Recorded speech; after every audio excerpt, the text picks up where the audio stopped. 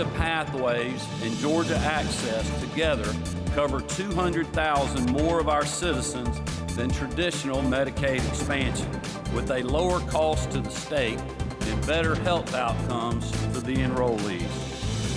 On day 3 of the session, Governor Brian Kemp comes out for the 3rd time in a week, promoting his vision of what he thinks should be legislative priorities. Today's press conference dealt with health care for Georgians.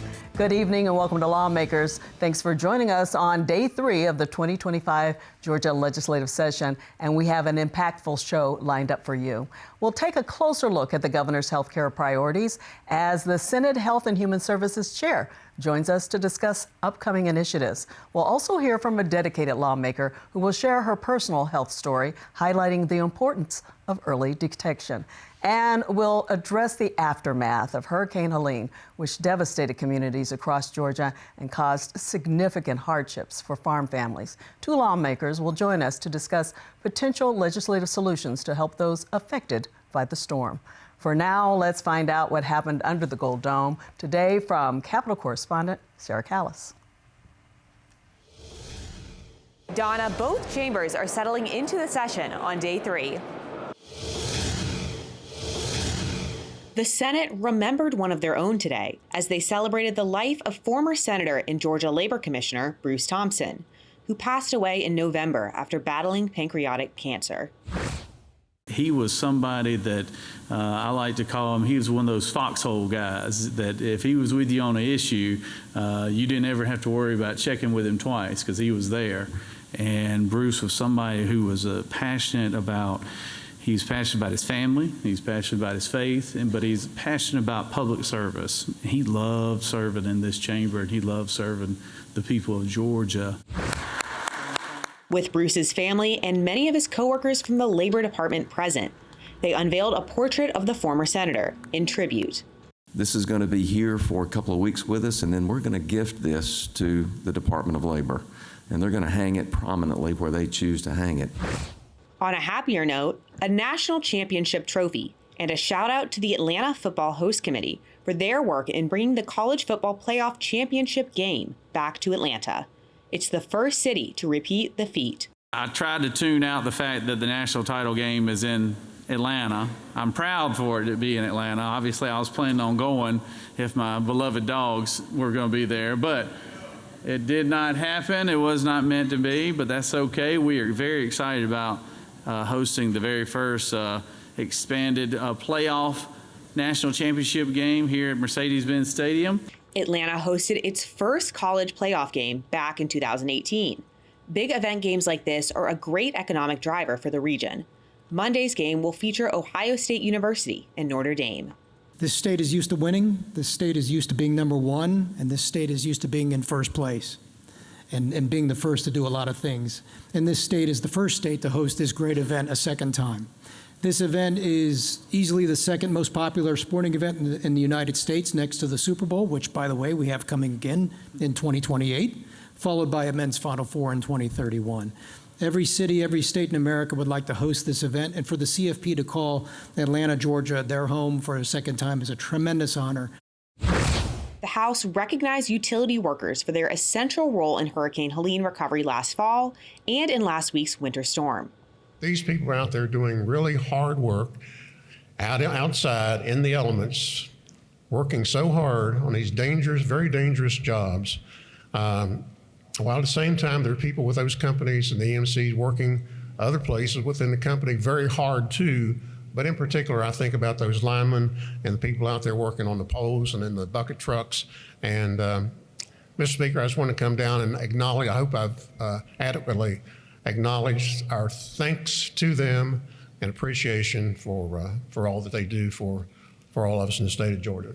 Members also commemorated Dr. Martin Luther King Jr. on what would have been his 96th birthday. We rise today to honor the life and legacy of the Reverend Dr. Martin Luther King Jr. on what would have been his 96th birthday.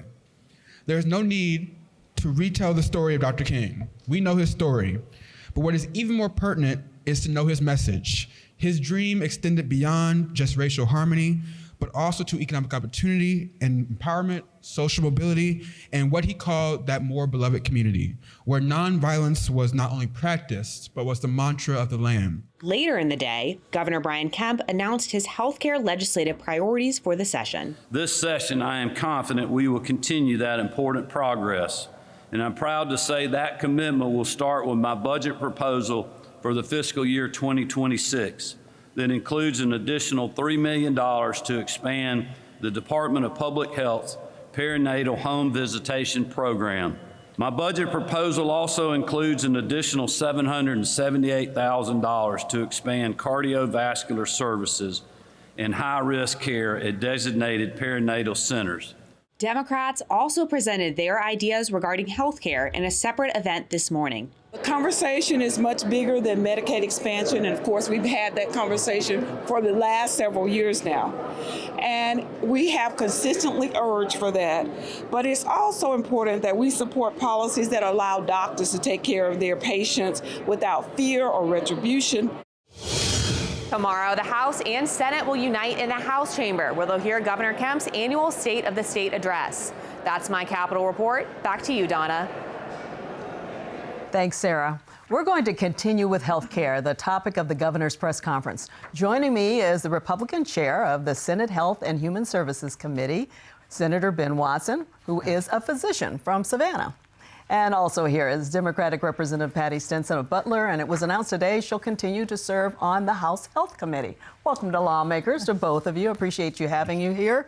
We had planned to have you here, and then the governor talked about health today, so it works out perfectly. Yes. I want to ask both of you some of the questions about what the governor discussed today at the press conference. Chairman Watson, the governor had good news when it came to the Georgia Pathways and Georgia Access plans. Another 200,000 new enrollees? Wow, that's big. I mean, from 100% up to 138% is what access is. But for the total on the state-based exchange is 1.5 million now versus 1.3 last year. And the numbers that we have for those that would have been covered by Medicaid expansion, ours is really fabulous. We're over 800,000 of that 1.5 million. So it's starting to catch on. Do you think the word is getting out? Is part of it? Well, yes. I mean, I think that John King, the insurance department, has done a really good job when it comes to marketing. And I think that people are, yes, hearing about it. People doing this on the exchange. Listen, they're getting private insurance for free in that 100% up to 138%. And even if they reverse a little bit of that, you're really talking about $10 a month. So I think the price is right, number one, and I think it's private insurance versus Medicaid. I think that's the big sell. And then he also talked about expanding it a little bit for a new qualifying option for parents and legal guardians of children under 6 years old. Explain what that's all about. Well, it really is about foster children. It's about taking care of them and putting them in that program so that they will automatically be enrolled and they don't have to worry about that. So they shouldn't have, being foster kids and foster parents and guardians and so forth, you shouldn't have to worry about your health care in this situation. They have enough to worry about already. And listen, if they're foster kids, they are, wards of the state, and we're responsible for them. So I think that's the right thing to do, and I don't think you'll get any pushback on that. Okay. Well, I want to talk to you more about that in a moment, but I want to turn to you, Representative Stinson. You are here to talk about your personal story. So yes. Tell us, you've had a health journey recently. Yes. Talk about that. Yes, and thank you for having me. Just wanted to share my story. Back in May, I unfortunately missed my mammogram appointment. And August, I started experiencing pain in my right breast, enough that it caused me to take Tylenol. And it continued until I reached out to my physician at Emory Healthcare, and she decided that we will schedule a mammogram. Unfortunately, Emory was booked up until November for mammograms. So I took it upon myself to take control of my health and reached out to a facility down near my district and scheduled a mammogram, and it was scheduled on my birthday, which was also my first anniversary, wedding anniversary, September 20th. And on that day, they informed me that they did find a lump. October 13th, I had a biopsy at Emory. October 14th, I was informed that it was cancer. October 23rd, I met with a team of oncologists, and November 25th, I had surgery, and it was stage 1 and no spreading. Early detection is what I really want everyone watching to be mindful of. I'm glad you talk about that, because I think the curious thing is you felt pain, and Yes. a lot of times people don't feel anything. They don't feel anything, but I did. I felt pain, as I stated, enough to take a Tylenol or 2. And sure enough, that's what it ended up being, a lump that was cancerous. And I wanted to share that timeline so people will understand. Had I waited until November just to have the mammogram, you know, this could be a different conversation.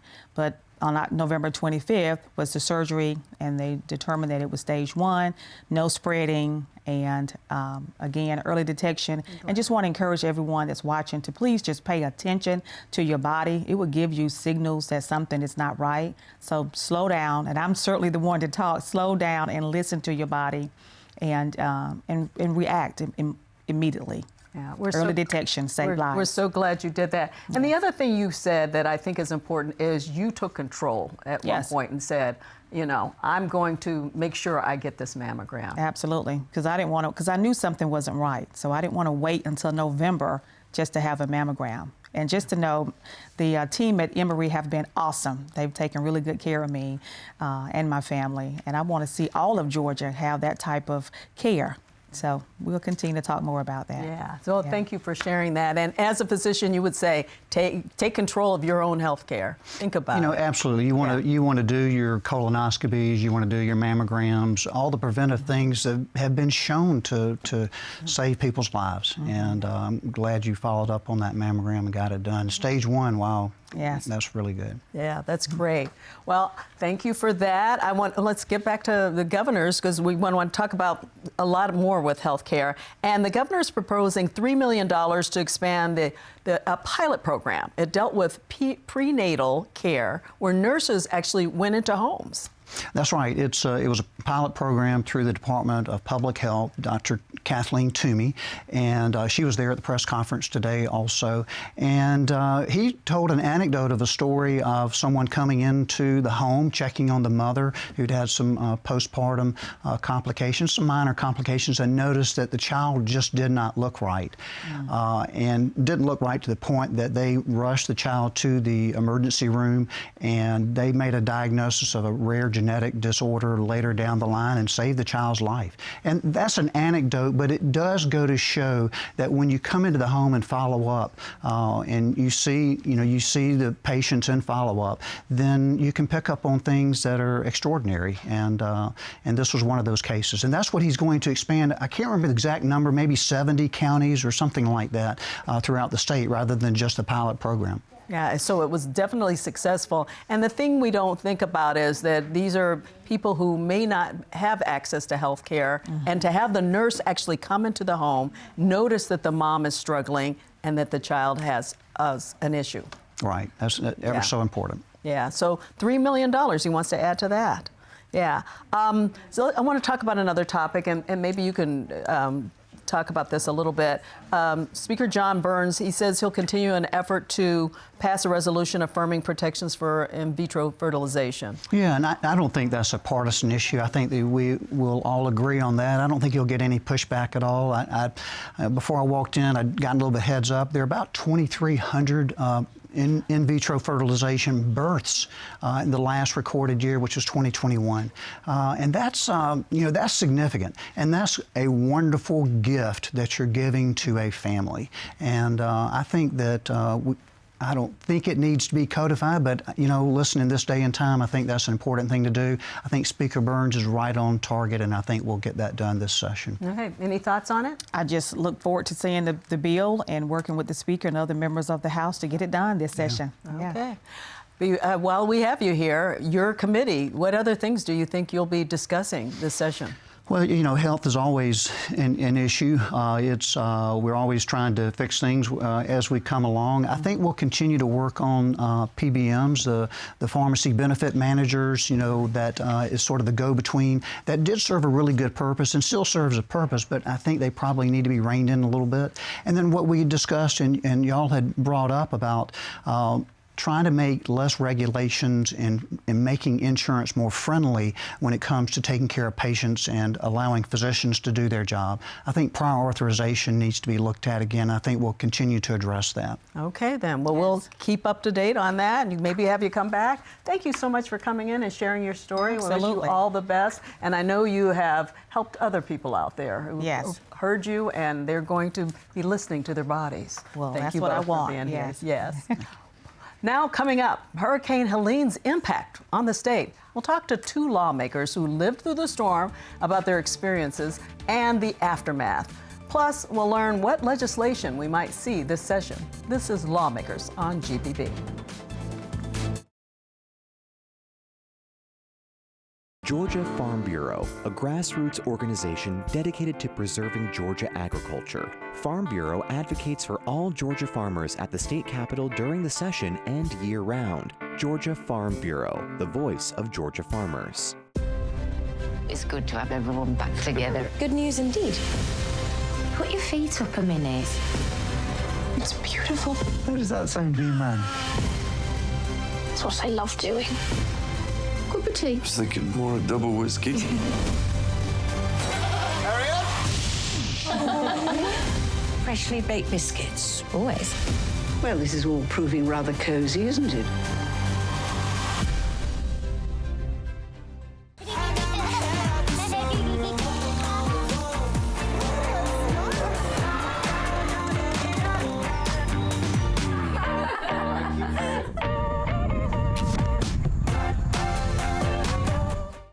Understanding the past gives a sense of the future.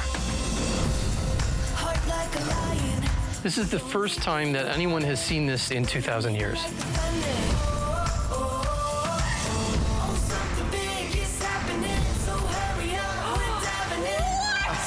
This is amazing. Well, I'm excited now. Pompeii is a battle against time.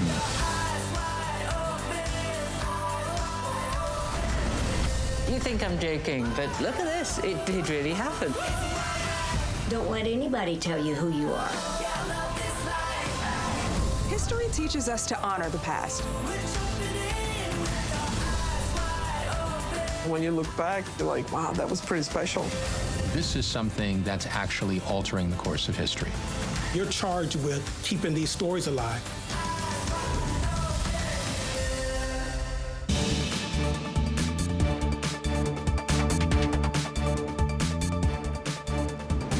Welcome back to Lawmakers. I'm Donna Lowry. Hurricane Helene whipped destruction through Georgia from Valdosta to Augusta. It caused $5.5 billion in agriculture and timber losses. For pecans, the winds swept through approximately a third of the state's pecan production, with 75% crop loss, or more than 36 million pounds of pecans.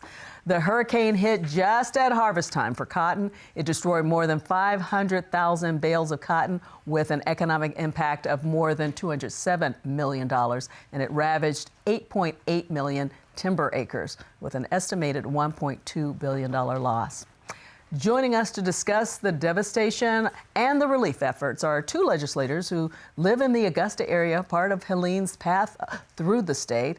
First is Republican Senator Lee Anderson of Grovetown. He is chair of the Senate Committee on Natural Resources and Environment, and he's vice chair of Agriculture and Consumer Affairs. And also here is Democratic Representative Brian Prince of Augusta. It was announced today he will continue as chair of the House Urban Affairs Committee. He also will continue on the House Defense and Veterans Affairs Committee. He is a retired Army officer. Cool. And we thank you, sir, for your service. Well, thank you. Thank you for being here. I appreciate you both being here. Thank you. So, Chairman Anderson, you are a business owner. You are also a farmer. You farm on the same land your family has farmed on since the early 1900s. Yes. So talk about what happened with Hurricane Helene. Well, first, I want to thank you for allowing us to be here. That day was people in the state of Georgia saw something that they never have seen before, that type disaster. We got up that morning, finally got daylight to where we could go out and see. And what really made me proud of the Georgian people is communities and people coming together and neighbors helping each other. It took us, on my own road that I live on, it took us about till 1 or 2 o'clock that afternoon just to get the road cleared that we could travel on the road that we live on. And then, then I had to go try to see if all the beef cattle was okay on the farm. So I mean, it was we've been dealing with this disaster ever since day one. Wow. Has your family experienced anything like this before? I don't think nobody in the state of Georgia has ever seen nothing like this before. Yeah. Yes. Okay. Representative Prince, tell us about what happened with you. Well, I tell you, I agree, Donna, what the senator said. I mean, this is something that we've never seen here. As you mentioned before, I'm retired military and unfortunately had to go off to war and come back. And what I saw in Augusta, Georgia that day is something that reminds you of a war zone without the weapons and all the banging going on. But you heard trees, cars, just the devastation that this Helene did is something that is hard to describe. And even to this day, we're still recovering, and we will be for a while. I mean, it's been an effort in which, as the senator mentioned, that the community has come together from the federal government. The governor here has done just an outstanding job making sure we get whatever equipment or anything that we needed, but also, as he mentioned, the local government as well as the community coming together to support each other in times where, you don't know what, and you need support. Yeah. So it's hard, to look and say, hey, I need help at my house, but I need to go help my neighbor first because they're in a worse situation. So I think one of the interesting things was that, remember when the forecast was starting, it didn't seem like it was coming your way. I think, wasn't it the shock of all of it that was part of all of this? And that's the thing. I mean, because this is something that you just can't prepare for because, yes, we had no idea. I mean, I went to bed that night. There was no worries about anything like that. Maybe a little rain, but through the night and you hear the wind blowing and again, you still didn't, but when you start hearing trees hit houses and things fall down and you wake up about 5 or 6 in the morning and as the senator said, when you get daylight is when you can really say, what happened? Right. Is this real? Yeah. And so there was that shift of the storm. So did you do any preparations ahead of time when it came to your cattle or anything? Well, you do the best you can. I mean, what really happened in this storm was before the storm even got here, we had over 10 to 12 inches of rain. And that made the soil real moist, and it made it to where the trees just would blow over much easier than normal. But I would like to say, though, our governor has done an awesome job trying to help the farmers, and we already have, he committed $100 million, and it's $75 million to row croppers, to farmers, for low interest loans, and then also $25 million to timber forestry, and $3 million of that 25 would go to Georgia Forestry for fire breaks. And we have already seen some support and help there. And our governor's doing an awesome job. Yeah, that makes a big difference, not only for the things you mentioned, housing recovery, right, and then crisis recovery and those kinds of things too, because some people were shell-shocked. I mean, you talked about war, but I'm sure there's some PTSD with people. Well, no doubt. There's definitely some PTSD going on now. And I tell you, that's one of the things that I tell you, when your power goes out, and it's something we've had an experience as civilians, and I say civilians, not having those types of things that, being able to just turn on your TV, cut on the lights, and run your water and things like that.